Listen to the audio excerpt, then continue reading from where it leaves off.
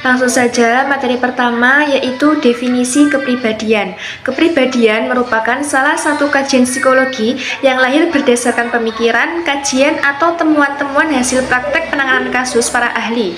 Objek kajian kepribadian adalah human behavior, perilaku manusia yang pembahasannya terkait dengan ada, mengapa, dan bagaimana perilaku tersebut.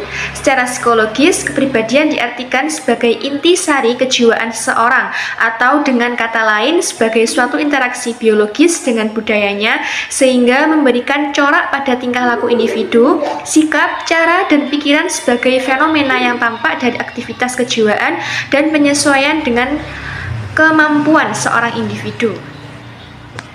Materi yang kedua saja, materi pertama yaitu definisi kepribadian. Kepribadian merupakan salah satu kajian psikologi yang lahir berdasarkan pemikiran, kajian, atau temuan-temuan hasil praktek penanganan kasus para ahli. Objek kajian kepribadian adalah human behavior, perilaku manusia yang pembahasannya terkait dengan ada, mengapa, dan bagaimana perilaku tersebut. Secara psikologis, kepribadian diartikan sebagai intisari kejiwaan seseorang, atau dengan kata lain sebagai suatu interaksi biologis dengan budayanya sehingga memberikan corak pada tingkah laku individu, sikap, cara, dan pikiran sebagai fenomena yang tampak dari aktivitas kejiwaan dan penyesuaian dalam karakteristik atau sifat seorang yang paling menonjol. Yang terakhir, yang keempat, ada teori konsep diri atau self-concept. Menurut teori ini, manusia mempunyai pandangan atau konsepsi atas dirinya sendiri berupa penilaian terhadap dirinya sendiri. Mungkin hanya itu saja yang dapat saya sampaikan. Materi selanjutnya akan disampaikan oleh Mas Febrian Arif. Oke, selanjutnya C, kepribadian dalam inteligensi. Kepribadian dan inteligensi adalah dua konsep yang berbeda, namun saling berkaitan. Inteligensi sering diukur dengan tes EQ yang menguji kemampuan kognitif seperti penalaran, pemecahan masalah, dan memori. Kepribadian di sisi lain mengacu pada pola perilaku, pikiran, dan emosi yang khas dari seseorang.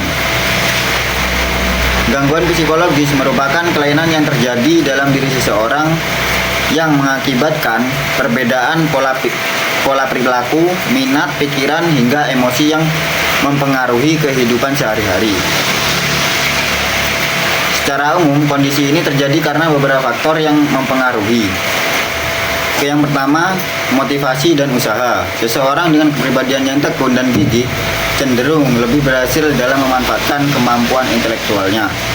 Dan yang kedua, gaya belajar dan strategi kognitif. Kepribadian mempengaruhi bagaimana seseorang belajar dan memproses informasi. Seseorang yang introvert cenderung lebih menyukai belajar dalam kelompok.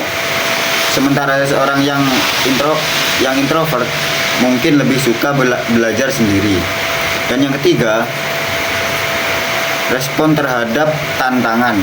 Bagaimana individu dengan kepribadian yang berbeda merespon kesulitan dan tantangan intelektual yang bervariasi. Oke, yang D, kepribadian yang bisa menghambat inteligensi. Setiap orang tua diberikan amanah untuk mendidik anak-anaknya dengan ditanamkan dasar-dasar kesehatan mental. Dimulai dari ketika anak mulai membuka matanya. Hal ini akan membawa kondisi anak pada kematangan dalam berpikir, keseimbangan dalam bertindak, dan memiliki kemampuan yang tinggi. Ada 4 faktor yang harus dihindari, antara lain yaitu: yang pertama, minder. Pribadi minder dalam diri seseorang akan berpengaruh terhadap daya nalar atau inteligasinya.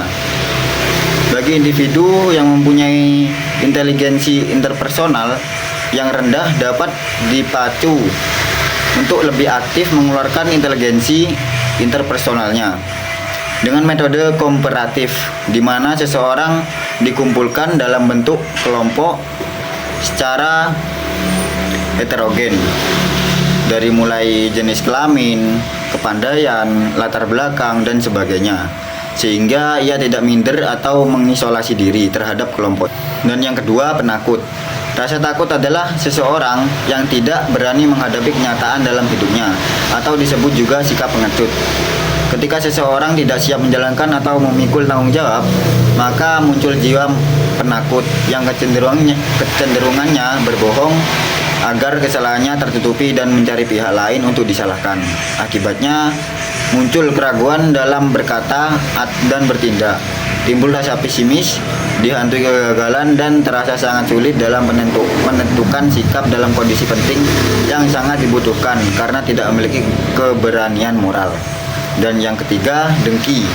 Sifat dengki adalah menaruh perasaan kemarahan, kebencian, atau ketidaksukaan atas kenikmatan atau keberuntungan yang diperoleh orang lain. Timbul gejolak rasa marah yang dipicu oleh adanya iri dalam hati pelakunya. Maka dari itu, sesungguhnya kedengkian itu adalah penyakit hati. Ada berbagai faktor lain yang menyalakan rasa dengki. Di antaranya adalah hadirnya naluri untuk selalu lebih hebat daripada orang lain. Dengki adalah adanya harapan agar hilangnya nikmat dari orang lain. Dan yang keempat, amarah.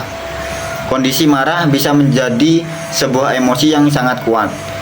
Kenyataan itu bisa ditandai dengan perasaan frustasi, permusuhan, atau kebencian terhadap orang lain. Salah satu penyebabnya luapan emosi marah adanya perasaan yang terluka atau adanya perilaku